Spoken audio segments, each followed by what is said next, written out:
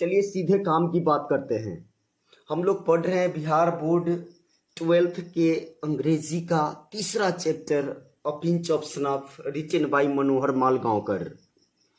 तो पिछले वीडियो में यानी पार्ट 2 में हम लोग पैराग्राफ 11 तक पढ़ लिए थे, जिसमें हम लास्ट में पढ़े थे कि नानू काका जो स्टेशन पर पहुंचे थे और वहाँ वे बिल्ली के बच्चे से भरा हुआ एक टोकरी लेकर आए थे। जब लेखक उनको रिसीव करने गए, यानी मनोहर मालगांवकर उनको रिसीव करने गए, और रिसीव करने के बाद जब वो टोकरी लेकर लौट रहे थे तो रास्ते में एक बुर्का पहनी महिला से वे टकरा गए, जो वो बुर्का से कवर की हुई थी अपने चेहरे को। But my apologise were drowned by the strange sound emanating from the basket, यानी उस टोकरी से जो अजीब साउंड निकल रहा था, उस साउंड के वजह से इनकी माफी दब गई उस साउंड के नीचे। और वो बिल्ली का जो बच्चा म्याऊ म्याऊ कर रही थी, उसी म्याऊ म्याऊ के नीचे उनकी माफी दब गई। और यहीं से बढ़ते हैं, पैराग्राफ 12 से शुरू हो जाते हैं। आई ducked and ran.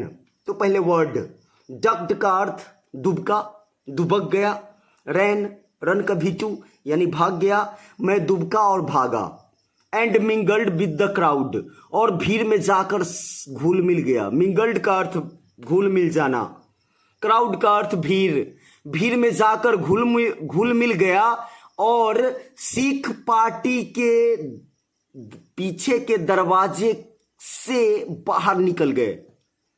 Sikh party का, सिख मैरिज पार्टी चल रही थी और उसी के पीछे के गेट के दरवाजे से वे निकल गए। स्क्वीज्ड मतलब निकल जाना।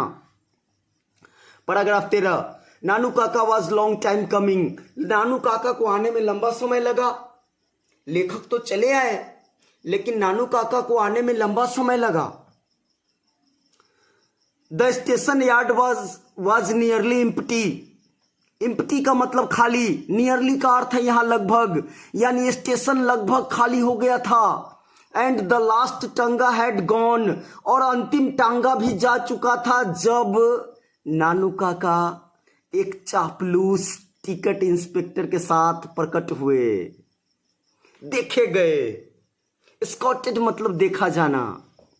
फॉनिंग मतलब चापलूस, टिकट इंस्पेक्टर टिकट निरीक्षक। तो नानू काका किसके साथ देखे गए? एक चापलूस टिकट इंस्पेक्टर के साथ देखे गए। कब? जब लास्ट टांगा भी जा चुका था। Paragraph 14, no room in the third class. तृतीय श्रेणी में कोई जगह नहीं थी। And they wouldn't issue second class ticket without reservation. पहले वर्ड इशू मतलब निर्गत करना, सेकेंड क्लास यानी द्वितीय श्रेणी, विदाउट के बिना, रिजर्वेशन का अर्थ आरक्षण। तो no room in the third class, तीसरी श्रेणी में कोई जगह नहीं, और वे सेकेंड क्लास का टिकट बिना रिजर्वेशन के निर्गत करा नहीं सकते थे, कराते ही नहीं। नानू काका ये बात जैसे ही मेरे पास आई समझा दिए। नानू काका ने कहा कि थर्ड क्लास में जगह ही नहीं था, सेकेंड क्लास में हम यात्रा कर ही नहीं सकते थे, बिना रिजर्वेशन के टिकट ही नहीं मेरा हो सकता था इशू। उससे आगे बढ़ते हैं। ये बात नानू काका ने समझा दिया। उन्होंने कहा had to travel second on a third class ticket, यानी थर्ड क्लास के टिकट पर सेकेंड क्लास में यात्रा करना पड़ा। But it was all arranged quite amicably. यहाँ इमिकेबली एक वर्ड है, इसका अर्थ होता है सौहार्दपूर्ण ढंग से।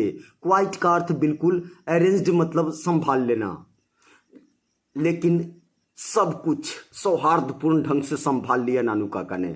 यानी थर्ड क्लास के टिकट पर सेकेंड क्लास में यात्रा किए और सब कुछ संभाल लिए। सच अ नाइस यंग मैन। कहा कितना सुंदर आदमी, ये युवा आदमी, ये टीसी, यू सॉ, भांजे को कह रहे हैं, लेखक को कह रहे हैं, तुमने देखा how he even came right out with me, तुमने देखा कि कैसे वो बाहर तक मुझे छोड़ने आया ताकि मुझे कोई दिक्कत ना हो, कोई ट्रबल ना हो। The kitten of course travelled free, और वो बिल्ली के बच्चे मुफ्त में यात्रा किए। हाउ इज इट, कैसा है ये। चलिए पैराग्राफ 15, वेरी क्वाइट, बिल्कुल शांत, वेरी क्वाइट, बिल्कुल शांत। आई सेड, मैंने कहा, परहैप्स इट इज डेड, मुझे लगा ये मर गया है शायद, परहैप्स का अर्थ शायद। आई थॉट, मैंने सोचा, आशा करते हुए, होपफुली मतलब आशापूर्ण ढंग से। Paragraph 16, we got into the car, हम कार में बैठ गए। And even before I had change into second gear, और गाड़ी को सेकेंड गियर में बदला भी न था, नानू काका ने पूछ दिया कि मंत्री से मिलने का व्यवस्था कब का है, कब किए हो। अरेंज्ड मतलब व्यवस्था करना, सी मतलब मिलना, तो मुझे मंत्री से मिलने का व्यवस्था कब किए हो, नानू काका ने यह पूछ दिया। लेखक जब तक दूसरे गियर में भी न गाड़ी को लाए थे, और कह रहे नानू काका, can't stay here for more than 2 days, 3 at the most, कह रहे कि मैं यहाँ 2 दिन से ज्यादा नहीं ठहर सकता, अधिक से अधिक 3 दिन। It was time for frankness, ये समय जो था लेखक के लिए फ्रैंकनेस यानी स्पष्ट साफ सुथरा हो जाने का समय था। लुक अंकल, लेखक ने कहा, मामा देखिए। आई सेड, मैंने कहा, लेखक कह रहे हैं कि मैंने कहा, मामा देखिए। I am merely N under secretary, मैं एक अंडर सेक्रेटरी हूँ, वो भी प्रोबेशन पर, यानी परिवीक्षक पर ये नौकरी है मेरी। And it is more than my job is worth to go asking for interview with the ministers, और किसी मंत्री का इंटरव्यू लेना, किसी मंत्री का साक्षात्कार लेना मेरे लिए मेरे नौकरी से ऊपर है। तो पैराग्राफ 17 तक हम लोग पढ़ लिए हैं, यहीं से आगे बढ़ेंगे। अगले वीडियो में मिलते हैं।